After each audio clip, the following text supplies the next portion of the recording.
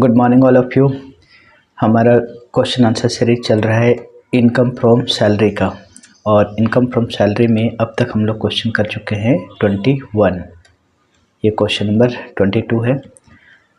तो इसके पहले अगर आपने बाकी लेक्चर्स नहीं देखी है तो उसको पहले स्टार्ट करें और उसके बाद क्वेश्चन नंबर 22 बनाएं। चलिए स्टार्ट करते हैं। Question number 22। Mr. Gupta is working in a transport company, drawing a salary of rupees 11,000 per month. The company has provided with accommodation for which 10% of salary is deducted. Actual rent paid by the company for the accommodation is for 54,000 per annum. He is also receiving entertainment allowance of rupees 500 per month. He is provided with the company with a large car for personal and official use. Expenses of personal use are borne by the SSC himself. Member of SSC family have visited a number of places in a company's buses for which no fare has been charged. Total fare of all the visits during the accounting year amounting to rupees 7,200. He is in a receipt of bonus equivalent to 2 month salary. Compute his taxable income under the head income from salary for the assessment year 23-24. देखिए यहाँ पर क्या है, mister Gupta एक transport company में काम करता है और उसको उस कंपनी से क्या क्या मिल रहा है दिया हुआ है डिटेल्स। तो देखिए किस तरीके से बनेगा, जितना चीज़ें मिल रहा है सबको लिखते जाए। बेसिक सैलरी मिल रहा है इनको 11,000 पर मंथ। 11,000 इंटू 12 करेंगे, आएगा 1,32,000। जो एम्प्लॉयर से मिल रहा है उसको बस लिखते जाओ और लास्ट में वर्किंग नोट कर लेंगे। उसके बाद बोल रहे the company has provided him with accommodation for which 10% of his salary deducted. इसको एक रेंट फ्री घर मिल रहा है या रेंट फ्री हाउस बोल सकते हो। रेंट फ्री हाउस नहीं बोलेंगे, उस पर उसके सैलरी से 10% चार्ज किया जा रहा है। तो देखिए आपको बताए थे अगर आपको घर फ्री में मिलता है तो उसको बोलते हैं rent free house, valuation of rent free house. लेकिन अगर एम्प्लॉय से कुछ पैसे काटे जाते हैं उस घर के तो उसका नाम बदल जाता है, उसको बोलते हैं हाउस एट कंसेशनल रेट। तो लिखोगे valuation of house at concessional rate. इसकी करेंगे वर्किंग नोट नंबर 1। देन है next, he is also receiving entertainment allowance of rupees 500 per month. 500 into 12, 6,000. He is provided by the company with a large car for his personal and official use. Expenses for personal use are borne by the SSC himself. एक इसको large car मिला है, इसका करेंगे working note number 2। अब एक बार पूरा लिख लीजिए कि मिल क्या कह रहा है, फिर एक एक करके वर्किंग नोट करेंगे। उसके बाद बोल रहा है चूँकि ये ट्रांसपोर्ट कंपनी में काम करता है तो आगे लिखा member of SSC family have visited a number of places in a companies buses for which no fare has been charge. Transport company में काम करता है और इसके फैमिली मेम्बर्स ने कई जगह विजिट किए ये कंपनी की बसेस में जिसके लिए उसके कोई भाड़ा नहीं लगे।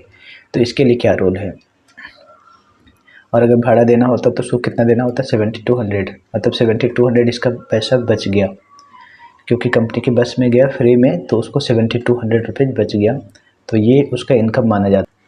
तो इसको लिखते हो ट्रांसपोर्ट फैसिलिटी। इसमें कोई पैसा वैसे नहीं मिल रहा है, लेकिन अगर किसी और दूसरी बस में जाता तो उसको 7,200 रुपये लग जाता और ये कंपनी की बस में गया तो उसको पैसे नहीं लगा, तो ये पैसा उनका बच गया तो ये उसे इनकम माना जाएगा। और आगे है he is in a receipt of bonus equivalent to 2 month salary. उसको बोनस मिल रहा है 2 महीने सैलरी के बराबर। 1 महीने की सैलरी मिलती 11,000, 2 महीने का हो गया 22,000। Compute is taxable income under the head income from salary. देखिए आप लोगों के लिए इतने सारे हम वीडियोज़ बना रहे हैं तो वीडियो को लाइक ज़रूर से करें और एक कमेंट बॉक्स में लिखिए अगली चैप्टर आप कौन सा करना चाहते हैं। 1 लाइक तो बनता है, सभी लोग करें। ये सारी चीज़ें हो गया। अब जो वर्किंग नोट आपने लिखा है valuation of rent free house या valuation of house at concessional rate, उसका एक वर्किंग करेंगे और एक कार का वर्किंग करेंगे। That's it. Working note number 1, employee को एक घर मिल रहा है तो देखना होता है कि घर एम्प्लॉयर का है या नहीं है। तो यहाँ पर आप देखेंगे the company has provided with accommodation for which 10% of his salary is deducted. Actual rent paid by the company for accommodation is 54,000. जो घर इनको मिल रहा है उसका रेंट एम्प्लॉयर पे कर रहा है 54,000। इसका मतलब है कि घर कंपनी का नहीं है। तो अगर घर कंपनी का नहीं होता है तो फिर क्या करते हैं, अब 15% ऑफ सैलरी और rent paid by the employer दोनों में से जो कम होता है वो उस घर की वैल्यू होती है। तो यहाँ पर हेडिंग लिखेंगे valuation of house at concessional rate. तो कंसेशनल रेट इसलिए लिख रहे हैं क्योंकि एम्प्लॉय से कुछ पैसे लिए जा रहे हैं 10% उसके सैलरी के। अगर पैसे नहीं लिए जाते तो उसको बोलते हैं रेंट फ्री हाउस। तो ये तो फ्री में नहीं मिल रहे, उनसे पैसे चार्ज किए जा रहे हैं। तो इन सारी बातों को यहाँ पर लिखेंगे। Since employee is getting a house, जो कि एम्प्लॉयर का है कि नहीं उसको बताना है, which is not own by the company. घर जो मिल रहा है वो कंपनी का नहीं है, इसीलिए उसका वैल्यू जो है ना 15% ऑफ सैलरी और rent paid by the employer उसके बेसिस पे निकालेंगे। Therefore valuation of this house will be as under. ये विल बी एज लिख the list of the following, list of the following. दो कंडीशन है, दोनों में से जो कम होगा वो उस घर की वैल्यू होगी। नंबर 1 15% ऑफ सैलरी और दूसरा होता है रेंट पेड बाय एम्प्लॉयर। अब यहाँ पर आपको सैलरी का मीनिंग जानना होगा, थोड़ा सी जगह छोड़ के लिखना। वेयर सैलरी इक्वल टू होता है बेसिक सैलरी प्लस डियरनेस पे प्लस कमीशन, कोई सा भी कमीशन चलेगा, प्लस बोनस और plus all other taxable allowance. तो ये देखते हैं कौन कौन सा लेंगे। बेसिक सैलरी 1,32,000, डियरनेस पे क्वेश्चन में नहीं है, कमीशन भी क्वेश्चन में नहीं है। फिर बोनस है क्वेश्चन में, बोनस देखो कहाँ है, ये रहा 22,000 बोनस। और ऑल अदर टैक्सेबल अलाउंस, इसके अलावा जो भी टैक्सेबल अलाउंस है उसको लेंगे। टैक्सेबल अलाउंस में देखा इंटरटेनमेंट अलाउंस है और वैल्यूएशन ऑफ कार, कार तो फैसिलिटी है तो उसको देते नहीं है। एंड ट्रांसपोर्ट फैसिलिटी है, ये भी पैसा नहीं है, अगर मनी के टर्म में मिलता है तो उसको अलाउंस बोलते हैं। तो ये आपका फैसिलिटी है तो इसको नहीं लेंगे। कार भी फैसिलिटी है, इसको भी नहीं लेना है। अलाउंस में बस ये 6,000 है। Entertainment allowance 6,000।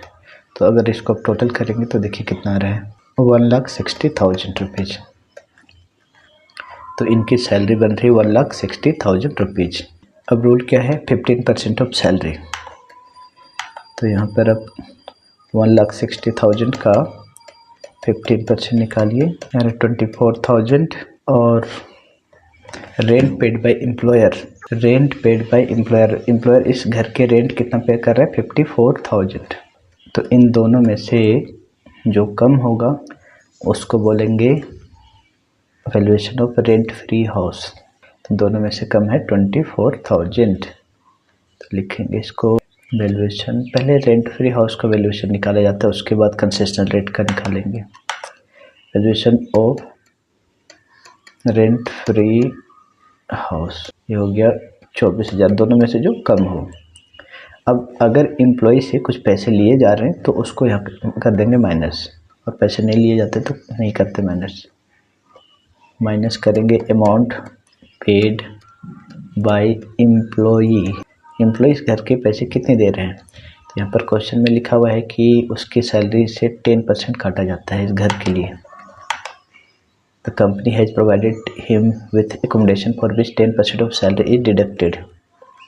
तो इसकी सैलरी है 1,32,000 और 1,32,000 का 10% कितना हो जाएगा, 1,32,000 का 10% 13,200। 13,200 रुपये माइनस कर दो और जो वैल्यू बचेगा वो होगा house at concessional rate. 24,000 minus 13,200, यह आएगा 10,800। तो इस तरीके से निकालना, ये अब कई बार हम लोग इस तरीके का क्वेश्चन बना चुके हैं तो कोई प्रॉब्लम नहीं होना चाहिए। देखिए क्वेश्चन नॉर्मल रहता है, बस कुछ कुछ वर्किंग नोट्स है उसे आपको समझना है, जैसे रेंट फ्री हाउस, कार का वैल्यूएशन, HRA का वैल्यूएशन, ये मैक्सिमम क्वेश्चन में आएगा ही आएगा। इंटरेस्ट ऑन RPF, तो इन सबको आपको जानना है। और ये अगर आप जानते हो तो कोई दिक्कत है नहीं क्वेश्चन बनाने में, नहीं जानते तो इसके लिए सेपरेट वीडियो है, उस वहाँ से सीखिए। एक बार सीख जाएंगे तो आपके लिए बनाना आसान हो जाएगा और पूरा नंबर इसमें आ जाएगा आपको। तो इसकी वैल्यू होगी 10,800। अब नेक्स्ट वर्किंग नोट है वैल्यूएशन ऑफ कार। कार देखिए यहाँ पर बड़ा वाला मिल रहा है और he is provided by the company with large car for his personal and official use. Expenses of personal use are borne by the assessee himself. Car के लिए रूल क्या है? कार के लिए रूल ये है कि अगर एम्प्लॉय आपको कार मिलता है तो देखना होता है कि उसका यूज कैसे हो रहा है। एक कार की बात कर रहा हूँ, एक से ज़्यादा मिलता है तो उसका तरीका अलग है। तो अगर कार मिलता है एम्प्लॉय को तो देखा जाता है कि उसका यूज कैसे हो रहा है। अगर यूज पर्सनल और ऑफिस दोनों के लिए हो रहा है तो फिर आगे देखेंगे कि उसके एक्सपेंसेस कौन दे रहा है। अगर सारे खर्चे पेट्रोल मेंटेनेंस के सारे खर्चे अगर एम्प्लॉयर दे रहा है तो छोटा कार का 1800, बड़ी कार का 2400 लेते हैं। लेकिन प्राइवेट के खर्चे मतलब प्राइवेट पर्पज़ का यूज अगर कर रहे हैं और उसका खर्च एम्प्लॉय खुद पे कर रहा है तो उस केस में छोटा कार का 600, बड़ी कार का 900 लेते हैं। तो यहाँ पर क्वेश्चन में लिखा हुआ है कि प्राइवेट के एक्सपेंसेस जो खुद पे कर रहा है। Expenses of personal use are borne by the assessee himself. Assessee मतलब टैक्स पेयर, इसका मिस्टर गुप्ता। तो अगर असेसी एम्प्लॉय होता है उसी को बोल रहे हैं, या जो टैक्स पे करता है उसको असेसी बोला जाता है। तो असेसी यानी कि मिस्टर गुप्ता खुद पे कर रहा है पर्सनल यूज के एक्सपेंसेस। तो यहाँ पर छोटा कार होता तो 600 लेते, बड़ी कार का 900 लेंगे। तो फिलहाल यहाँ बड़ी कार है इसलिए 900 रुपये पर मंथ। लेकिन अब डायरेक्ट 900 × 12 करके नहीं लिखेंगे, इन सब बात को थोड़ा सा स्टोरी बनाकर लिखना पड़ता है। वर्किंग नोट नंबर 2 को बताने कि कार मिला है बड़ी वाली, उसके बाद उसको बताना यूज कैसे हो रहा है और खर्चे कौन दे रहा है। इन सारी बातों को एक्सप्लेन करना है, चाहे हिंदी में करिए इंग्लिश में करिए, जैसा करना करे, बट इन सब 3 बात को एक्सप्लेन करना है। एक कार मिल रहा है या एक से ज़्यादा, उसके खर्चे कौन दे रहे हैं और उसका इस्तेमाल कैसे हो रहा है, इन सबको बताना है। तो since employee is getting a large car which is use for personal and office use and expenses of personal use are paid by employee, ये बात को एक्सप्लेन करना है। वैल्यू ऑफ दिस कार मतलब बड़ी car will be 900 rupees per month, 10,800 rupees हो जाएगा। तो इस कार की वैल्यू होगी 10,800। अब इसको टोटल कर दीजिए और आपका ग्रोस सैलरी आ जाएगा। इसको टोटल करने पर आ रहा है 1,88,800। इसको लिखेंगे ग्रोस सैलरी और उसमें से लेस कर देंगे स्टैंडर्ड डिडक्शन अंडर सेक्शन 16। इसमें एक ही डिडक्शन है 50,000 रुपया वाला। इंटरटेनमेंट अलाउंस तो तब माइनस करते हैं 5,000 रुपये तक जब गवर्नमेंट वाला एम्प्लॉय हो तो गवर्नमेंट वाला एम्प्लॉय तो है नहीं।